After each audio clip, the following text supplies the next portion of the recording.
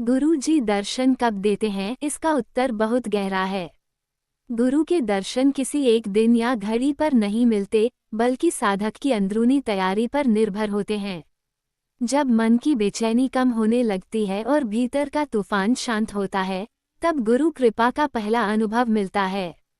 जिस साधक का मन पवित्र होता है, जिसकी नियत सच्ची होती है, जो दिखावे से दूर होकर प्रेम और समर्पण से पुकारता है, गुरु उसी की पुकार सबसे पहले सुनते हैं।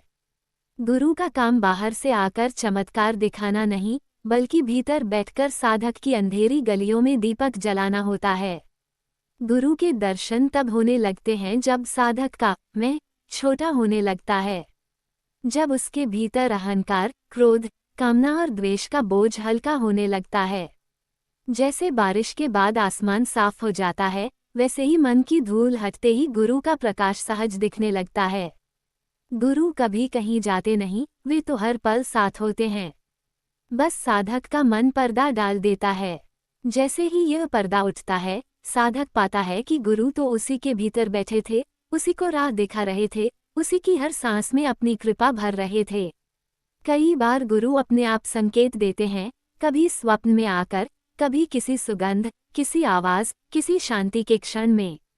साधक समझ जाता है कि यह सामान्य नहीं, ये गुरु की दया है जो भीतर उतर रही है। असली दर्शन आंखों से कम, हृदय से ज्यादा होते हैं। आंखें सिर्फ रूप देखती हैं, लेकिन हृदय गुरु का सत्य देखता है। जिनका हृदय प्रेम, श्रद्धा और भरोसे से भर जाता है, उन्हें गुरु के दर्शन पग पग पर होने लगते हैं।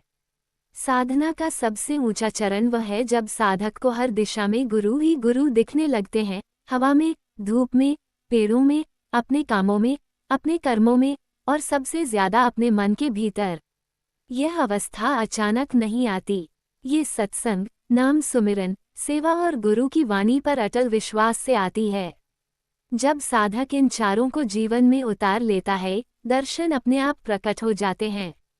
गुरु का दर्शन कोई दूर की मंजिल नहीं, ये तो वही क्षण है जिसमें साधक अपनी सांसों का मालिक पहचान लेता है। जिस दिन भीतर की आंख खुल जाए, उसी दिन गुरु का साक्षात मिलन हो जाता है।